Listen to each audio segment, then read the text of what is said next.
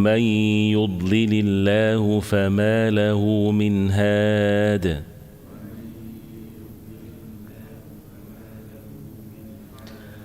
ومن يهد الله فما له من مضل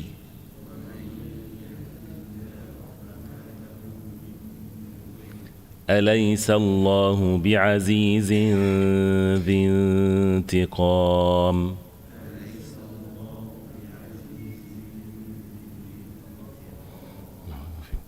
Translation: So who is more unjust than one who lies about Allah and denies the truth when it has come to him? Is there not in hell a residence for the disbelievers? And the one who has brought the truth and believed in it, those are the righteous. They will have whatever they desire with their Lord. That is the reward of the doers of good. That Allah may remove from them the worst of what they did and reward them their due for the best of what they used to do. Is not Allah sufficient for His servant? And yet they threaten you with those they worship other than Him, and whoever Allah leaves astray, for him there is no guide, and whoever Allah guides, for him there is no misleader. Is not Allah exalted in might and honor of retribution? After the amthal or the mathal, the example or the parable that is mentioned, and before that the clear evidences, different evidences and characteristics of the believers versus the disbelievers and the purpose of life, every surah you see that the evidences are established for the subject of the Tawheed that leaves the people with no excuse whatsoever but to see the purity and the truth and how the fitrah, the pure innate of the human beings, calls the person with these evidences to worship none but Allah subhanahu wa ta'ala alone, and with at-targhib and at-tarhib, with giving glad tidings for those who believe and bringing the fear of Allah subhanahu wa ta'ala in the hearts of those who disbelieve in Allah and associate partners with Allah. And then the clear examples that shows even how human beings are unjust to their own selves. When they disbelieve in Allah subhanahu wa ta'ala, they won't accept what they would attribute to Allah subhanahu wa ta'ala, which shows the injustice and the ignorance of the human beings when they associate partners with Allah. That's why this ayah, as we heard, referring to this example that was just mentioned about those who would associate partners with Allah. فَمَنْ أَظْلَمُ مِمَّنْ كَذَبَ عَلَى اللَّهِ وَكَذَّبَ بِالصِّدِّقِ إِذْ جَاءَ. فَمَنْ أَظْلَمُ means there is no one more unjust than someone كَذَبَ عَلَى اللَّهِ, he lied about Allah subhanahu wa ta'ala, and lied وَكَذَّبَ بِالصِّدْقِ, that means he denied the truth. When someone denies the truth, that means he's saying the truth is a lie. إِذْ جَاءَ, when it came to him, that means he didn't have to go to it, it came to him, and that's even worse than when the sidq is not with him or close to him or not been presented to him. أَلَيْسَ فِي جَهَنَّمَ مَثْوَى الْكَافِرِينَ, isn't there in Jahannam a place, a residence and mathwa for the disbelievers? So فَمَنْ أَظْلَمْ, again as it says, no one is more of a dhulm or injustice. And this is repeated in the Quran, which of course no one is more unjust than someone that does these evil things. But there's other verses in the Quran that says, for example, وَمَنْ أَظْلَمُ مِمَّنْ مَنَعَ مَسَاجِدَ اللَّهِ أَنْ يُذْكَرَ فِيهَا اسْمُهُ وَسَعَى فِي خَرَابِهَا. There is no one more unjust than someone prevents the people from the worship of Allah and the remembrance of Allah in the masajid, and he would take the means to close it, to be a reason for a masjid to be shut down. There is no one more unjust on the face of earth than someone that would do this. So who is then of a bigger dhulm? Because this ayah, this, and there's other verses in the Quran that gives the same meaning. So how would we understand that who is of a more unjust than the other? This is, as the ulama, they say two things. The first one, all of them are the most unjust individuals or the most unjust action ever compared to everyone else. And they can be all of them at the same level. So this is the worst injustice that a person can do, is to associate partners, is to lie about Allah subhanahu wa ta'ala, to deny the truth after it came to him, to close the houses of worship of Allah subhanahu wa ta'ala, like this. And also it can refer to every category of sin. The worst of them in this subject are the ones that would do that what is mentioned in the verse. So the worst unjust and lying is the lying about Allah. Lying is haram. Lying is a major sin. But the worst of all lies is when someone lies about Allah subhanahu wa ta'ala, says about Allah what is not true, or he denies the truth after it came to him. This is the worst in the category of lying. And in the category of objecting or opposing the dhikr of Allah is to shut down the masajid of Allah subhanahu wa ta'ala, which is the core of the dhikr of Allah subhanahu wa ta'ala on the face of earth is the houses of worship, and so on. So فَمَنْ أَظْلَمْ shows the categories of sins as the categories also and the levels of the good deeds. كَذَبَ عَلَى اللَّهِ lies about Allah.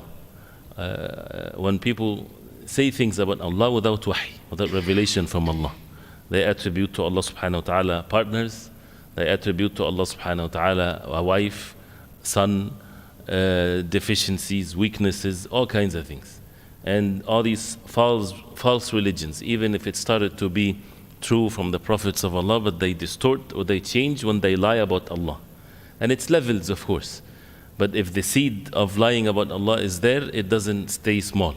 And that's also comes into this category, al-bid'ah, the innovation in the deen. When people invent something in the religion, even if it's with good intentions and good and so on. As the people of Nuh, when they invented building these images of the righteous people so that they would remind themselves, if they want to do evil, they would see these images of these righteous people so they would stay away from haram. Invented something in the religion, lying about Allah, that this is part of the religion of Allah, when it's not part of the religion of Allah, even if they don't say it.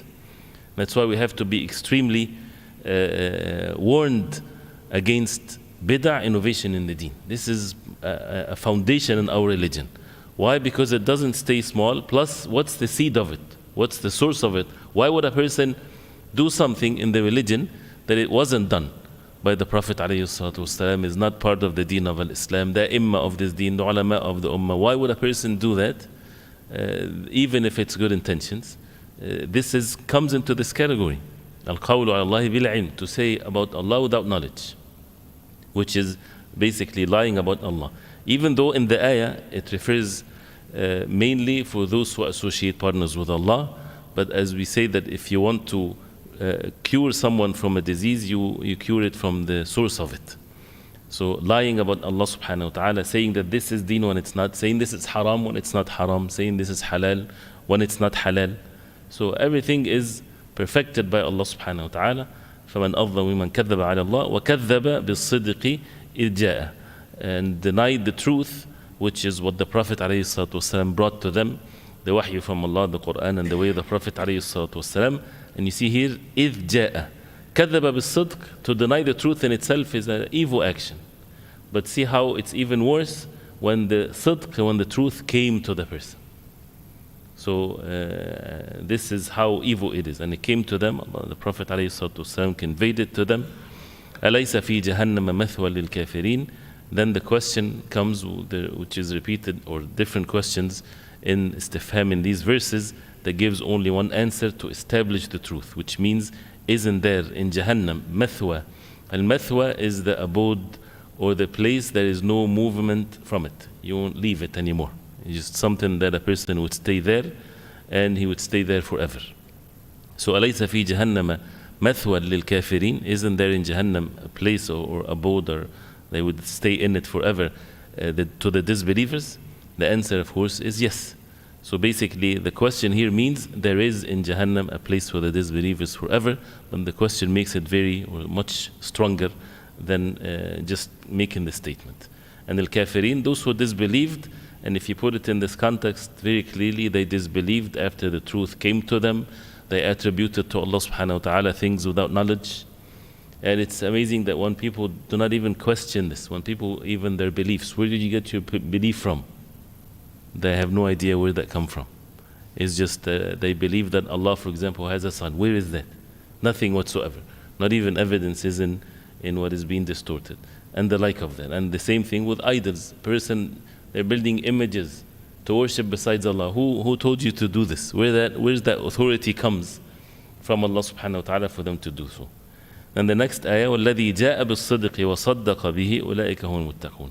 And as for the one that جَاءَ بِالصِّدْقِ, he came with الصِّدْق, he came with the truth, وَصَدَّقَ بِهِ, and he believed in it, that this is the truth. They are the muttaqun. أُولَٰئِكَ هُمُ الْمُتَّقُونَ. In the plural tense, they are the muttaqun, they are the people of taqwa. Even though in the beginning it says وَالَّذِي جَاءَ, refers to one, which is here the Prophet sallallahu alaihi wasallam, the one that came with the truth. It was said also in the Tafseer, Jibreel alayhi salam, because he's the one that brought down the truth to the Prophet alayhi salatu wasalam. وَصَدَّقَ بِهِ. صَدَّقَ بِهِ, not just to say, I believe that this is the truth. This is part of the sidq. صَدَّقَ بِهِ, that means he believed that this is the truth. He said that this is the truth, and his speech was according to what he believed in, and his actions was upon truthfulness. If someone believes that this is the truth and he doesn't follow it, there is a deficiency here. And that's why أُولَٰئِكَ هُمُ الْمُتَّقُونَ, they are the people of taqwa. The people of taqwa, they believe in the truth and they follow it. And of course, when it's mentioned, for example, in the Tafseer, وَصَدَّقَ بِهِ is Abu Bakr radiallahu anhu, and the like of Abu Bakr radiallahu anhu, because he's the first that believed in the Prophet alayhi salatu wasalam without hesitation whatsoever. And that's why he is a Siddiq, the major Siddiq of this ummah. And anyone that is upon sidq in this ummah of the Prophet alayhi salatu wasalam, they are less than Abu Bakr radiallahu anhu, of course, and he is the leader in sidq. And he's the best of this ummah after the Prophet alayhi salatu wasalam, of course. And the one that perfected the sidq is the Prophet alayhi salatu wasalam. وَالَّذِي جَاءَ بِالصِّدْقِ وَصَدَّقَ بِهِ أُولَٰئِكَ هُمُ الْمُتَّقُونَ. And أُولَٰئِكَ هُمُ الْمُتَّقُونَ gives also the definition of the muttaqun. Who are the muttaqun? And it's all over the Quran. Here, the true muttaqun are the ones that they believe in the truth that Allah subhanahu wa ta'ala revealed, and they're upon the truth with their heart and their speech and their actions. And that's why the sidq is in these, in every portion of one's body. It's not just in saying things. So if someone says, again, if someone says, I'm from the muttaqeen, I'm from the muttaqeen, million times, it doesn't make him from the muttaqeen, unless he's truthful in what he's saying. If someone says, I'll build this masjid, I build this masjid, and he keeps on saying it like this, and he doesn't do anything, he's not truthful in what he's saying.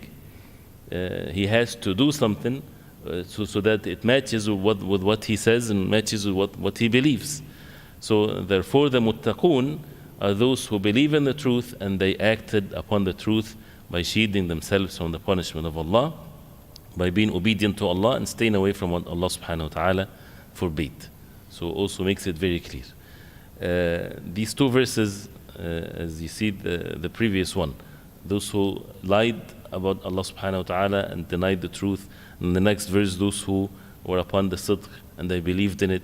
This is one of the ways in the Quran that it's a subject that you can enjoy when you're reading the Quran, when you see two opposites, or the opposites, believe and disbelieve, that believers and disbelievers, things like this. But sometimes you would find in one part is missing something that becomes clearer in what's the opposite when it's mentioned. They call it in the balagha al-ihtibak. Al-ihtibak is like this. This is a very eloquent way of saying things that leaves the person to, instead of talking too much, then you can see what is in this side by mentioning something else in the other side. For example, قد كان لكم آية في فئتين التقتا فئة تقاتل في سبيل الله وأخرى كافرة. You had a sign in two parties that they were fighting. One fighting for the sake of Allah, and the other one is a disbeliever. The fighting for the sake of Allah is a believers, but it's not, did not say they are believers.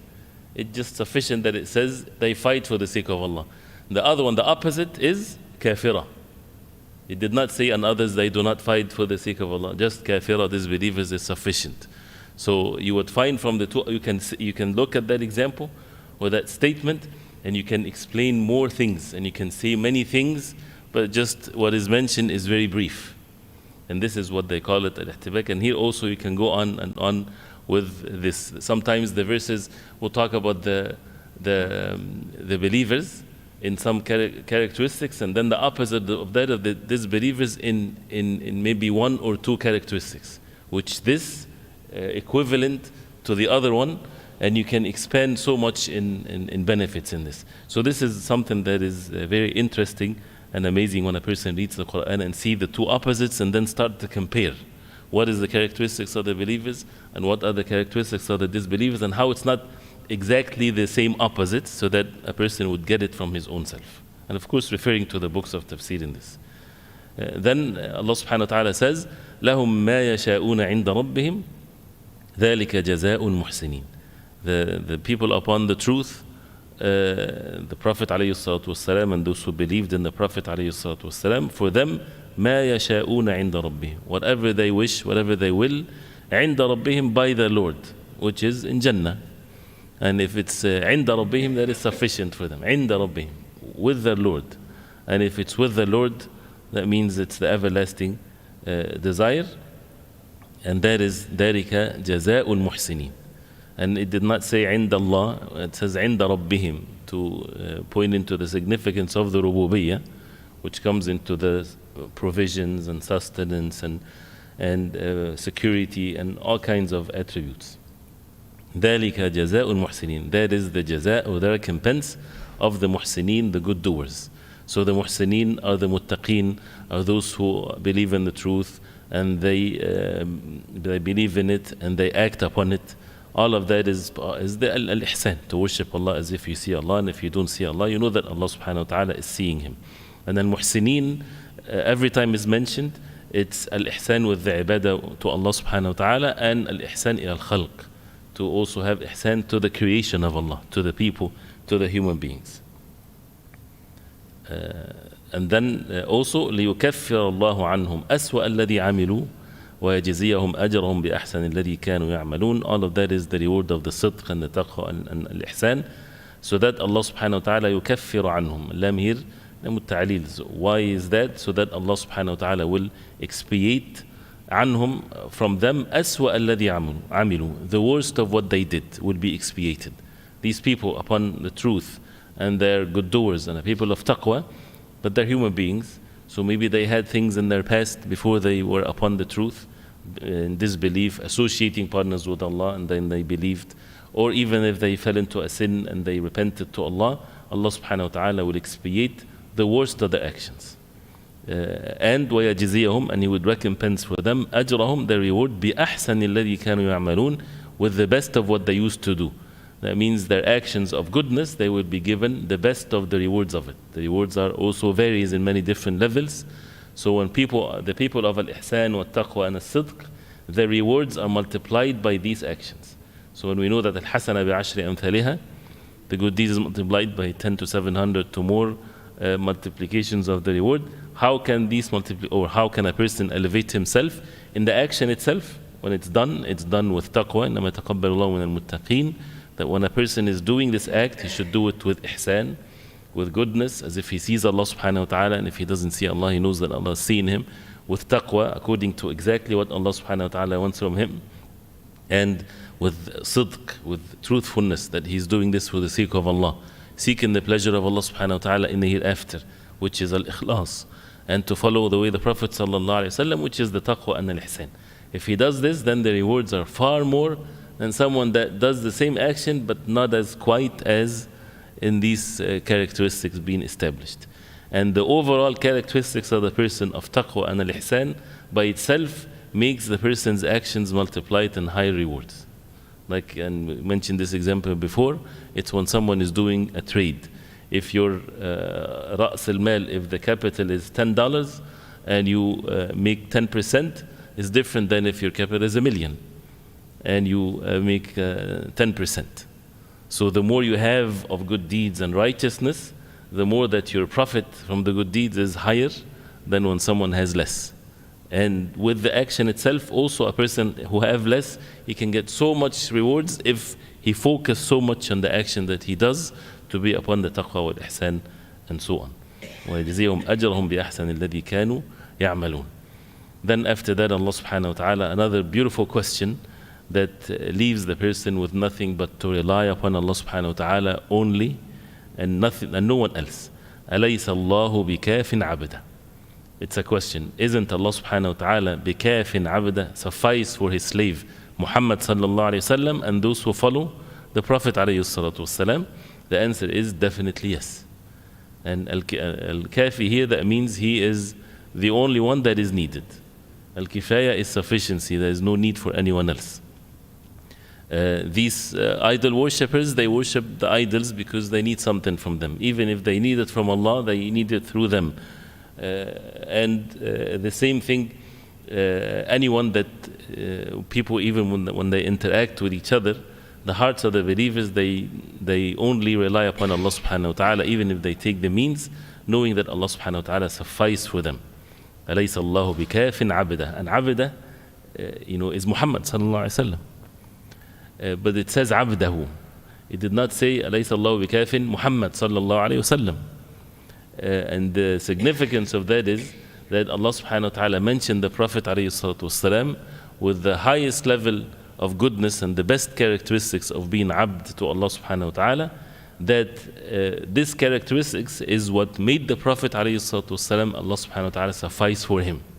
So that the ummah of the Prophet alayhi salatu wasalam learn from this, that if you want to have this kifaya and sufficiency from Allah in all matters at all levels, be a abd to Allah. The more you are abd to Allah, the more the kifaya comes from Allah. And as always, one of the clear foundations and principles in the Quran, if there is a wasf, if there is a characteristics, and there is a hukm, there is a ruling, the more the wasf, the characteristics is perfect, the more the hukm will be perfect. So what is the wasf? The wasf is abdahu. This is the characteristics, a slave of Allah. And the hukm is al-kifaya from Allah. Allah subhanahu wa ta'ala will suffice for the person. And we know what suffice means. That means he doesn't need anyone. He won't need anyone. Allah subhanahu wa ta'ala will take care of him, will help him, will support him, will keep him steadfast and guide him and take him to Jannah and with his lutf subhanahu wa ta'ala in a subtle way that he doesn't see, that he would make all the means in the world to be according to what the goodness of that person is. He would make the entire world under his service in the way that he would fulfill his objectives in this life, to be a slave, a true slave of Allah. So the kifaya from Allah, nobody can even comprehend. And we have in the seerah of the Prophet ﷺ the best example. So the hukm here becomes more according to how much some people that are being abd to Allah is not that much. So the kifaya is according to what they are upon of being abd to Allah. So this is how the words is very precise. So أَلَيْسَ اللَّهُ بِكَافٍ عَبْدًا, this is definitely for sure the case. And Allah subhanahu wa ta'ala sufficed for the Prophet alayhi salatu wasalam when no one was with the Prophet alayhi salatu wasalam, and he made him victorious and established the deen of Allah. And then وَيُخَوِّفُونَكَ بِالَّذِينَ مِن دُونِهِ, and they make you fear those who are less than him, than Allah subhanahu wa ta'ala. Who are the ones that are making you fear other than Allah? The disbelievers, other than the believers, and so on. وَيُخَوِّفُونَكَ بِالَّذِينَ مِن دُونِهِ, they make you fear other than Allah. This khawf, either if it's with regards to those who associate partners with Allah, it becomes a khawf shirk, in the category of shirk. If a person fears an idol that the people worship, that if he doesn't worship him, he will be punished, something will happen to him, his life will be ruined. This is shirk, of course.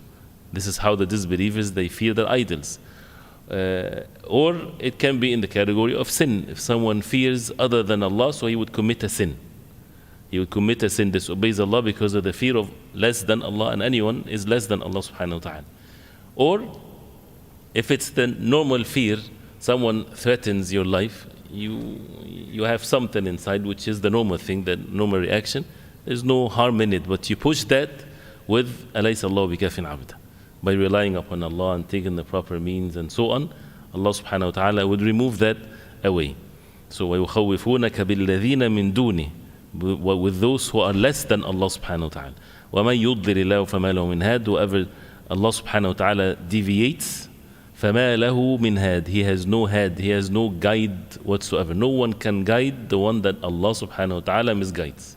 And Allah subhanahu wa ta'ala misguides, yes. Guidance is in the hands of Allah. And that, even if we just say it like this is sufficient. Allah subhanahu wa ta'ala leads astray some people and guide other people, yes. That's it. He's the Lord of the Alameen. And nobody is to question him. He's the creator of the heavens and the earth. And of course, the guidance and the misguidance is by the power of Allah. No one can even control his own self. If Allah subhanahu wa ta'ala will for him to be misguided, he will be misguided. But it's by the wisdom of Allah, by the justice of Allah. He's the most just, He's the most merciful. So nobody is to question the justice of Allah. Nobody is to question the mercy of Allah. He's the most merciful. Nothing is the like of Allah. Nothing is the like of Allah in justice. So those who are deviated and they continue to be deviated and they die in the state of deviation, they deserve it themselves. And Allah subhanahu wa ta'ala is the most just. But of course there are means that Allah subhanahu wa ta'ala stated in the Quran, and they took the means of misguidance, so Allah subhanahu wa ta'ala misguided their hearts. فَمَا لَهُ مِنْ هَادٍ, no one can guide him. If Allah subhanahu wa ta'ala lead them astray, and then وَمَنْ يَهْدِ اللَّهُ فَمَا لَهُ مِنْ مُضِلٍ, the opposite. Again here, whoever Allah subhanahu wa ta'ala guide him, وَمَنْ يَهْدِ اللَّهُ فَمَا لَهُ مِنْ مُضِلٍ, no one can lead them astray if Allah subhanahu wa ta'ala guide him. How to make oneself among those who Allah guides, and how to make ourselves away from those who Allah subhanahu wa ta'ala misguides, this is knowledge that is mandatory for each one, and it's very simple. Al-Hidayah or guidance is what Allah subhanahu wa ta'ala revealed to the Prophet alayhi salatu wasalam. By having the truthfulness and be among the people of taqwa, al-ihsan, that a person wants to be guided, and he do what Allah subhanahu wa ta'ala commanded him to do, following the way the Prophet alayhi salatu wasalam, Allah subhanahu wa ta'ala will guide him. وَالَّذِينَ اهْتَدَوْا زَادَهُمْ هُدًى وَآتَاهُمْ تَقْوَاهُم. Those who are guided, Allah increased their guidance. You just take one step, you will be guided 10 steps. And the hadith explains that very clearly. مَنْ تَقَرَّبَ إِلَيَّ شِبْرًا تَقَرَّبْتُ إِلَيْهِ ذِرَاعًا. Whoever comes to me one hand span, I will come close to him 1 arm length. Whoever comes to me 1 arm length, I will come to him 1 ba'an, and so on. So the first step in the capacity of everyone, physically, then the guidance to the heart will come. If a person would do things physically, you don't find your heart upon something, do the physical actions that you want the dhikr to be in your heart. You want your iman to be strong. Do what you're capable of doing. You can say it with your tongue. You can walk to the masjid. You can make salah. You can focus and struggle with yourself to have khushu'. When you do this, Allah subhanahu wa ta'ala, and you're consistent, Allah subhanahu wa ta'ala is the one that guides, with the belief that guidance is from Allah subhanahu wa ta'ala. And then another question, أَلَيْسَ اللَّهُ بِعَزِيزٍ ذِي انْتِقَامٍ, isn't Allah subhanahu wa ta'ala bi'aziz? Indeed, He is the Almighty. ذِي انْتِقَامٍ, He revenge against those who oppose the way of Allah subhanahu wa ta'ala, no doubt. And no one can oppose the will of Allah subhanahu wa ta'ala in this. So it's both with the mercy of Allah and the power of Allah. So we ask Allah subhanahu wa ta'ala to make us among those who are obedient to Allah, and to bring these realities into our heart, and that's the blessings of the Quran, to understand the meanings of it and to be upon it and to keep on repeating it and purify our hearts according to this. وصلى الله وسلم وبارك على محمد وصحبه وسلم.